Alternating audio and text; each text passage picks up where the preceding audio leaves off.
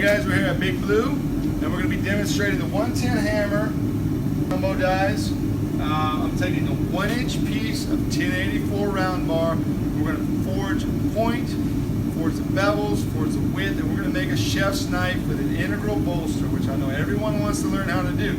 So I'm going to show you. The truth is we're almost done with this part concerning the blade. What I really want to do next is cut the handle part off, start isolating the bolster. We're going to make a hidden tang. All of the straightening and refining I can begin to do later. Now what I'm going to do is I'm going to isolate the area that becomes, this is the bolster, this is the tang down here.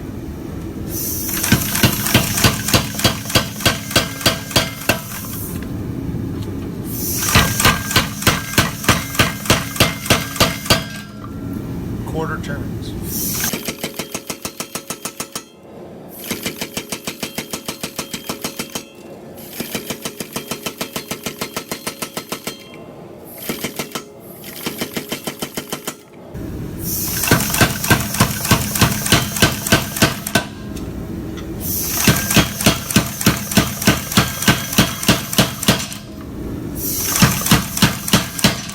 Alright, so what we're setting up to do is a hidden tang.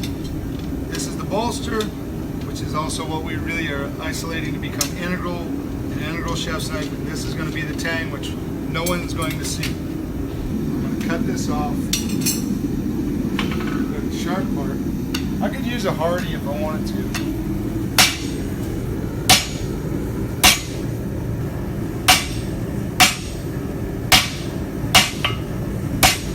Everybody wants to know how to forge, just don't want to do it. Okay, that's what I got here. So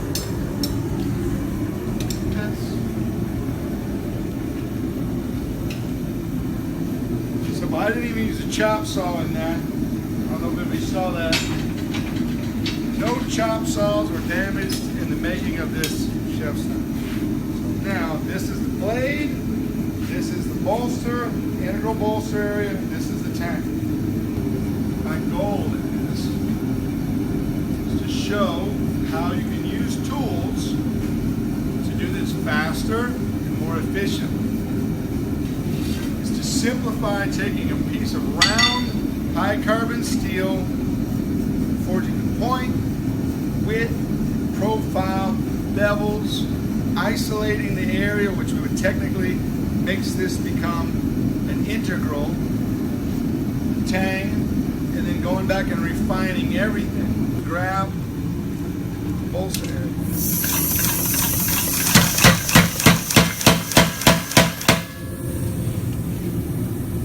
Full turn.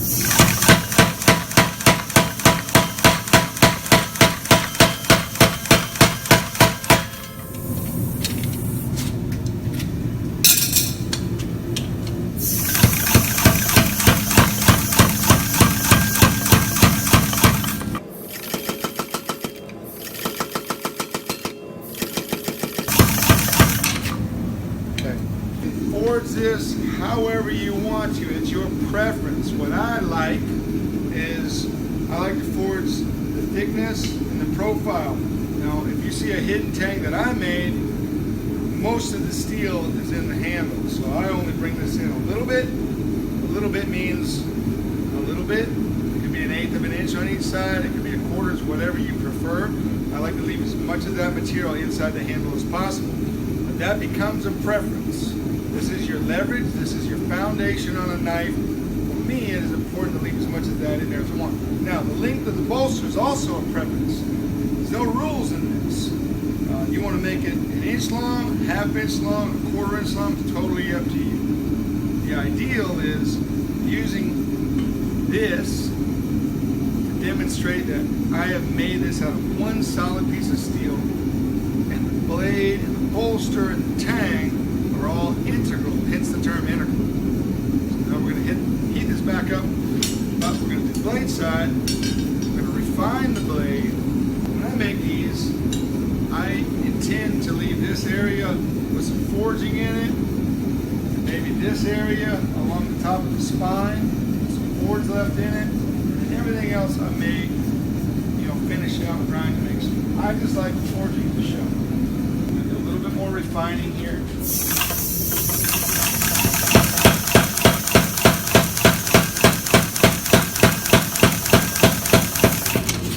Okay, that's about where I want to go here. Now I'll actually go back and work the edge right underneath here. I won't have the edge, but this much. We're going to work the edge out, and then we'll almost be done with it.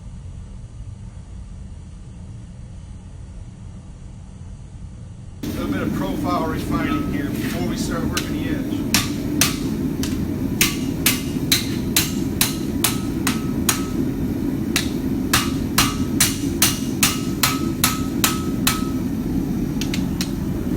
Ideally, the edge will be flat, and when I go back to do my finished forging, if I have this edge flat, then it'll curve up just a subtle little arc, and that's all I want for this kind of a knife.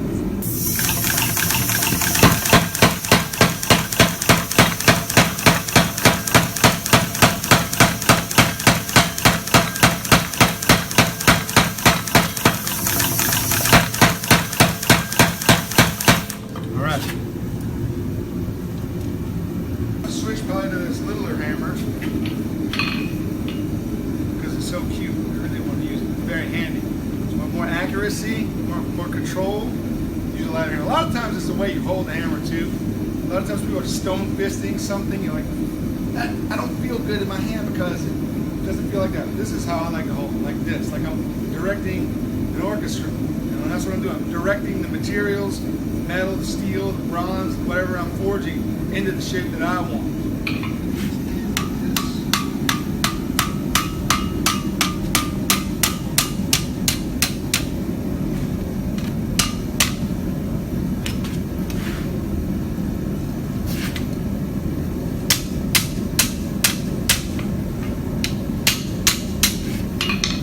Right now I'm still using the rounding side. So little areas I want to adjust the curvature on this, and then I go back and make it smooth, and then we're done.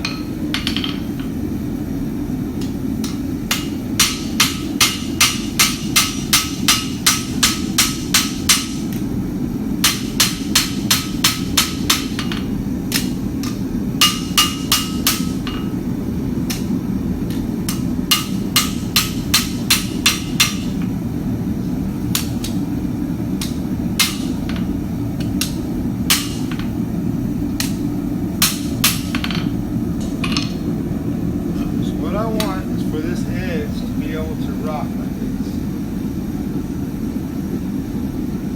Now everything else, this is so close, everything else I can finish up, I can clean up by grinding. Here's a cool trick. Take a piece of chalk, soapstone,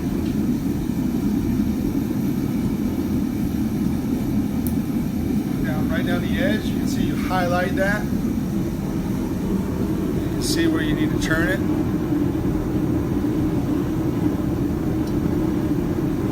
So I've got a little bit of an arc in here like this. I can take that out.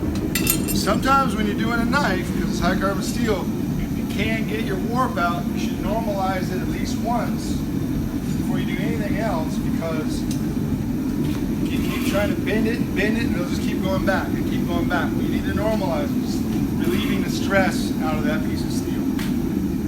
Means heating it up about salmon orange, 1500 degrees, and letting it cool down without hammering on it.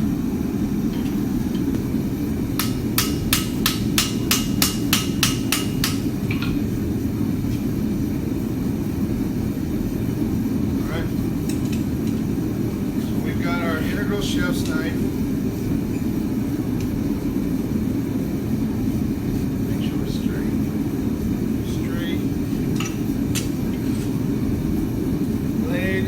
Edge profile is right. Anything back here becomes a design feature, not so much critical. This is the critical part on your chef's knife. The edge, width, the thickness. I've isolated this piece of steel, so technically you'll have an integral, which is cool. Integrals are primarily, it's just a way of showcasing your ability to forge a blade, leave this material here, it becomes the bolster.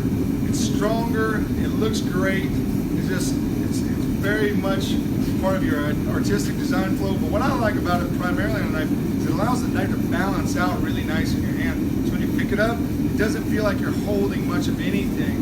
But when you start using it, you just feel that edge is doing its work. The tang can be changed. You don't have to have it this length. You can cut it off. It all depends on your handle material. Slide right in this little hole right here.